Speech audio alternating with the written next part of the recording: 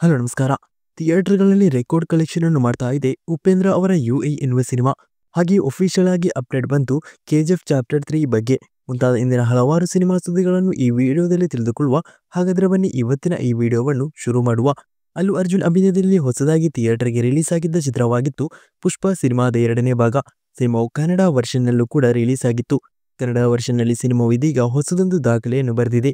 ಕನ್ನಡ ವರ್ಷನ್ನಲ್ಲಿ 8 ಕೋಟಿ ಗಡಿಯನ್ನು ದಾಟ್ತಾ ಇರುವ ಮೊದಲ ಸಿನಿಮಾ ಎನ್ನುವ ದಾಖಲೆಯನ್ನು ಇದೀಗ ಪುಷ್ಪ ಸಿನಿಮಾದ 2ನೇ ಭಾಗ ಪಡೆದುಕೊಂಡಿದೆ.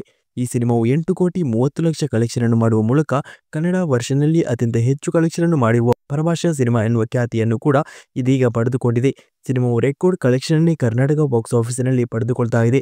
ಹೊಸ ಸಿನಿಮಾಗಳು ರಿಲೀಸ್ ಆದರೂ ಕೂಡ ಒಂದೊಳ್ಳೆ ಸ್ಕ್ರೀನ್ ಕೌಂಟ್ನಲ್ಲಿ ಇನ್ನೂ ಕೂಡ ಪುಷ್ಪ ಸಿನಿಮಾದ 2ನೇ ಭಾಗ ಕರ್ನಾಟಕ ಸೇರಿದಂತೆ ಹಲವಾರು ಕಡೆ ಇನ್ನೂ ಕೂಡ ಥಿಯೇಟರ್ಗಳಲ್ಲಿ ಓಡ್ತಾ ಇದೆ.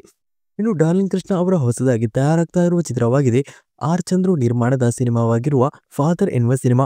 ಸಿನಿಮಾದ ಫಸ್ಟ್ ಲುಕ್ ಪೋಸ್ಟರ್ ಇತ್ತೀಚೆಗೆ ರಿಲೀಸ್ ಆಗಿದೆ. ಸಿನಿಮಾದಲ್ಲಿ ಪ್ರಕಾಶ್ ರಾಜ್ ಪ್ರಮುಖ ಪಾತ್ರದಲ್ಲಿ ನಡೆಸ್ತಾ ಇದ್ದಾರೆ. ಈ ಸಿನಿಮಾದ ಚಿತ್ರೀಕರಣ ಇದೀಗ ಮುಕ್ತಾಯಗೊಂಡಿದೆ.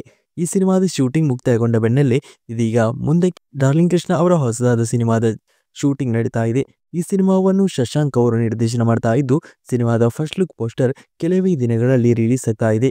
ಇನ್ನು ಹೊಸದಾಗಿ ಧ್ರುವ ಸರ್ಜಾ ಅಭಿನಯದ ಕೆಡಿ ಎನ್ನುವ ಸಿನಿಮಾವು ಮುಂದಿನ ವರ್ಷ ಥಿಯೇಟರ್ಗೆ ರಿಲೀಸ್ ಆಗ್ತಾ ಇದ್ದು ಇದೀಗ ಸಿನಿಮಾ ತಂಡವು ಸಿನಿಮಾದ ಮೊದಲ ಹಾಡನ್ನು ರಿಲೀಸ್ ಮಾಡ್ತಿದ್ದಾರೆ.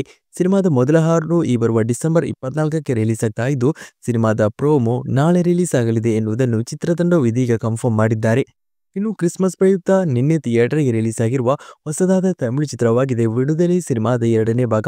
ಸಿನಿಮಾದಲ್ಲಿ ವಿಜಯ್ ಸೇತುಪತಿ ಪ್ರಮುಖ ಪಾತ್ರದಲ್ಲಿ ನಟಿಸಿದ್ದಾರೆ. ಈ ಸಿನಿಮಾದ ಮೊದಲ ಭಾಗ ಹಿಟ್ಟೇ ಆಗಿತ್ತು. ಇದಕ್ಕೆ 2ನೇ ಭಾಗ ರಿಲೀಸ್ ಆಗಿ ಫುಲ್ ಪಾಸಿಟಿವ್ ರೆಸ್ಪಾನ್ಸ್ ಅನ್ನೇ ಪಡೆದುಕೊಳ್ತಾ ಇದೆ.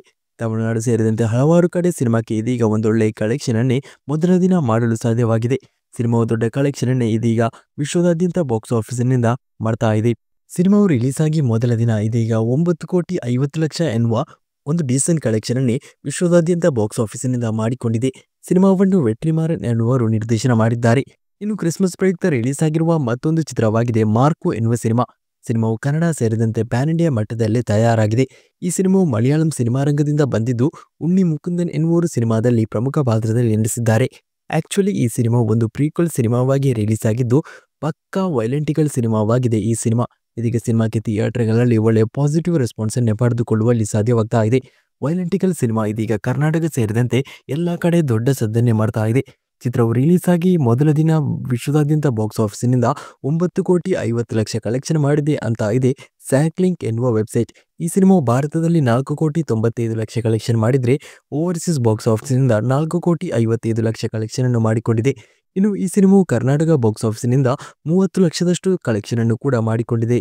ಈ ಸಿನಿಮಾಕ್ಕೆ 2ನೇ ದಿನ ಇವತ್ತು ಸ್ಕ್ರೀನ್ ಕೌಂಟ್ ಕೂಡ ಕರ್ನಾಟಕದಲ್ಲಿ ಹೆಚ್ಚಿದೆ.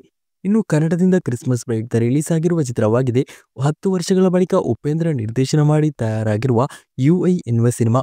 ಅಂದುಕೊಂಡಂತೆ ಸಿನಿಮಾಕ್ಕೆ ಪಾಸಿಟಿವ್ ರೆಸ್ಪಾನ್ಸ್ ಅನ್ನೇ ಪಡೆದುಕೊಳ್ಳುವಲ್ಲಿ ಸಾಧ್ಯವಾಗ್ತಾ ಇದ್ದು ಆದರೆ ಎಲ್ಲ ಕಡೆ ಪಾಸಿಟಿವ್ ರೆಸ್ಪಾನ್ಸ್ ಅನ್ನು ಅಷ್ಟರ ಮಟ್ಟಿಗೆ ಸಿನಿಮಾಕ್ಕೆ ಪಡೆದುಕೊಳ್ಳುವಲ್ಲಿ ಸಾಧ್ಯವಾಗ್ತಾ ಇಲ್ಲ.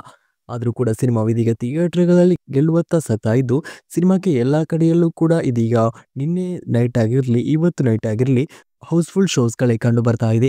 ಕರ್ನಾಟಕದಾದ್ಯಂತ ಸಿನಿಮಾಕ್ಕೆ ಹೌಸ್ಫುಲ್ ಶೋಸ್ಗಳೇ ಕಂಡು ಬರ್ತಾ ಇದ್ದು ಕರ್ನಾಟಕದಾದ್ಯಂತ ಸಿನಿಮಾವು ದೊಡ್ಡ ಸದ್ದನ್ನೇ ಮಾಡ್ತಾ ಇದೆ. ಆದರೆ ಕರ್ನಾಟಕದ ಹೊರಗೆ ಹಾಗೆ ಓವರ್ಸೀಸ್ ಬಾಕ್ಸ್ ಆಫೀಸ್ನಲ್ಲಿ ಸಿನಿಮಾಕ್ಕೆ ಸದ್ದನ್ನು ಮಾಡಲು ಸಾಧ್ಯವಾಗ್ತಾ ಇಲ್ಲ. ಸ್ಯಾಕ್ಲಿಂಕ್ ವರದಿಯ ಪ್ರಕಾರ ಈ ಚಿತ್ರವು ರಿಲೀಸ್ ಆದ ಮೊದಲ ದಿವಸ 8 ಕೋಟಿ 30 ಲಕ್ಷ ಕಲೆಕ್ಷನ್ ಅನ್ನು ಮಾಡಿಕೊಂಡಿದೆ. ಕರ್ನಾಟಕದಲ್ಲಿ ಈ ಸಿನಿಮಾವು 7 ಕೋಟಿ 20 ಲಕ್ಷ ಕಲೆಕ್ಷನ್ ಅನ್ನು ಮಾಡಿದರೆ ಈ ಸಿನಿಮಾವು ಓವರ್ಸೀಸ್ ಬಾಕ್ಸ್ ಆಫೀಸಿನಿಂದ ಬರೀ 20 ಲಕ್ಷ ಕಲೆಕ್ಷನ್ ಅನ್ನು ಮಾತ್ರವೇ ಮಾಡಲು ಸಾಧ್ಯವಾಗಿದೆ. ಆಂಧ್ರ ಪ್ರದೇಶ ತೆಲಂಗಾಣದಲ್ಲಿ 80 ಲಕ್ಷ ಕಲೆಕ್ಷನ್ ಮಾಡಿದರೆ ತಮಿಳುನಾಡಿನಲ್ಲಿ ಬರೀ 5 ಲಕ್ಷ, ಕೇರಳದಲ್ಲಿ ಬರೀ 10 ಲಕ್ಷ ಕಲೆಕ್ಷನ್ ಅನ್ನು ಮಾತ್ರ ಸಿನಿಮಾಕ್ಕೆ ಮಾಡಲು ಸಾಧ್ಯವಾಗ್ತಾ ಇದೆ. ಆದ್ದರಿಂದಲೇ ಈ ಸಿನಿಮಾವು ಪ್ಯಾನ್ ಇಂಡಿಯಾ ಮಟ್ಟದಲ್ಲಿ ರಿಲೀಸ್ ಆದರೂ ಕೂಡ ಪ್ಯಾನ್ ಇಂಡಿಯಾ ಮಟ್ಟದಲ್ಲಿ ರೀಚ್ ದೊರಕಲು ಈ ಸಿನಿಮಾಕ್ಕೆ ಸಾಧ್ಯವಾಗಿಲ್ಲ. ಮುಂದಿನ ದಿವಸಗಳಲ್ಲಿ ಇದು ನಡೆಯುತ್ತಾ ಎನ್ನುವುದು ಕಾದು ನೋಡಬೇಕಾಗಿದೆ. ಈ ವೀಕೆಂಡ್ನಲ್ಲಿ ಗೊತ್ತಾಗಲಿದೆ ಸಿನಿಮಾವು ಪ್ಯಾನ್ ಇಂಡಿಯಾ ಮಟ್ಟದಲ್ಲಿ ಸದ್ದು ಮಾಡುತ್ತಾ ಇಲ್ವಾ ಅನ್ನೋದು. ಈ ಮೂಲಕ ಈ ಚಿತ್ರವು ಕರ್ನಾಟಕದಲ್ಲಿ ಮಾತ್ರ ಅಂತೂ ದೊಡ್ಡ ಸಕ್ಸಸ್ ಅನ್ನೇ ಕಾಣ್ತಾ ಇದೆ. ಸಿನಿಮಾವು ಕರ್ನಾಟಕದಲ್ಲಿ ಕಾಟೇರ ಎನ್ನುವ ಸಿನಿಮಾದ ಹೊಸದಾದ ರೆಕಾರ್ಡ್ ಅನ್ನು ಕೂಡ ಇದೀಗ ಬ್ರೇಕ್ ಮಾಡಿದೆ. ಕಾಟೇರ ಎನ್ನುವ ಸಿನಿಮಾವು ಮೊದಲ ದಿವಸ 1,05,000 ಟಿಕೆಟ್ಗಳು ಬುಕ್ ಮೈ ಶೋದಲ್ಲಿ ಮಾರಾಟಗೊಂಡಿತ್ತು. ಆದರೆ ಯುಐ ಎನ್ನುವ ಸಿನಿಮಾದು ಬರೋಬ್ಬರಿ 1,09,000 ಟಿಕೆಟ್ಗಳು ಮಾರಾಟಗೊಂಡಿದೆ. ಇನ್ನು ಸಿನಿಮಾಕ್ಕೆ ಇವತ್ತು ಕೂಡ ಒಳ್ಳೆ ಕಲೆಕ್ಷನ್ ಆಗಿದ್ದು ನಾಳೆ ಕೂಡ ಈ ಚಿತ್ರ ಒಂದೊಳ್ಳೆ ಕಲೆಕ್ಷನ್ ಮಾಡುವ ಎಕ್ಸ್ಪೆಕ್ಟೇಷನ್ ಕೂಡ ಇದೆ. ನೀವು ಯುಎ ಎನ್ನುವ ಸಿನಿಮಾವನ್ನು ನೋಡಿದ್ರೆ ಸಿನಿಮಾದ ಕುರಿತಾದ ಅಭಿಪ್ರಾಯವನ್ನು ಕೆಳಗಿನ ಕಮೆಂಟ್ ಬಾಕ್ಸ್ನಲ್ಲಿ ಕಮೆಂಟ್ ಮಾಡಿ ತಿಳಿಸಿ. ಇನ್ನು ಕಿಚ್ಚ ಸುದೀಪ್ ಅವರ ಮ್ಯಾಕ್ಸ್ ಎನ್ನುವ ಸಿನಿಮಾವು ಈ ಬರುವ ಡಿಸೆಂಬರ್ 25ಕ್ಕೆ ನಾಳಿದ್ದು ಥಿಯೇಟರ್ಗೆ ರಿಲೀಸ್ ಆಗ್ತಾ ಇದ್ದು, ಸಿನಿಮಾವು ದೊಡ್ಡ ಮಟ್ಟಿನ ರಿಲೀಸ್ಗೂ ಕೂಡ ತಯಾರು ನಡೆಸ್ತಾ ಇದೆ. ಸದ್ಯಕ್ಕೆ ತಮಿಳು, ತೆಲುಗು, ಕನ್ನಡ ಭಾಷೆಯಲ್ಲಿ ಮಾತ್ರವೇ ಈ ಚಿತ್ರವು ಥಿಯೇಟರ್ಗೆ ರಿಲೀಸ್ ಆಗ್ತಾ ಇದೆ.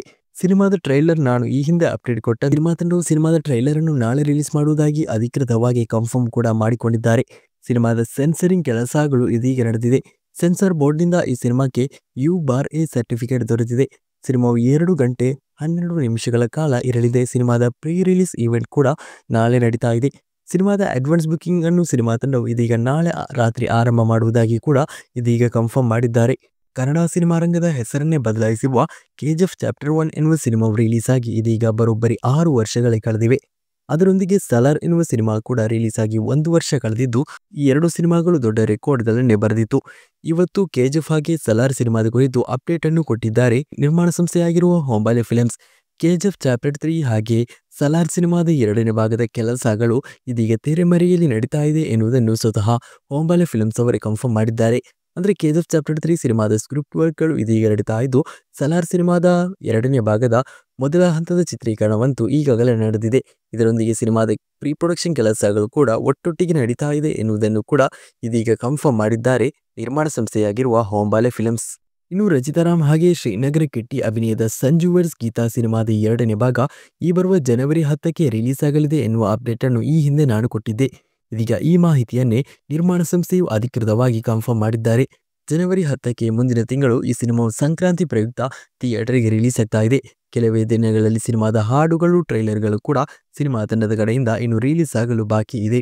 ಇನ್ನು ಶಿವಣ್ಣ, ಮೋಹನ್ಲಾಲ್, ರಜನಿಕಾಂತ್ ಕಾಂಬೋದಲ್ಲಿ ಬರ್ತಾ ಇರುವ ಒಂದು ಬಿಗ್ ಬಜೆಟ್ ನಿರೀಕ್ಷೆಯ ಪ್ಯಾನ್ ಇಂಡಿಯಾ ಚಿತ್ರವಾಗಿದೆ ಜೈಲರ್ ಸಿನಿಮಾದ 2ನೇ ಭಾಗ. ನೆಲ್ಸನ್ ಅವರು ಈ ಸಿನಿಮಾವನ್ನು ನಿರ್ದೇಶನ ಮಾಡಲಿದ್ದು, ಸಿನಿಮಾದ ಪ್ರೋಮೋ ಶೂಟಿಂಗ್ ಈಗಾಗಲೇ ನಡೆದಿದೆ. ಈ ಹಿಂದೆ ರಜನಿಕಾಂತ್ ಅವರ ಹುಟ್ಟುಹಬ್ಬದ ಪ್ರಯುಕ್ತ ಡಿಸೆಂಬರ್ 12ಕ್ಕೆ ಸಿನಿಮಾದ ಪ್ರೋಮೋ ರಿಲೀಸ್ ಆಗಬೇಕಿತ್ತು.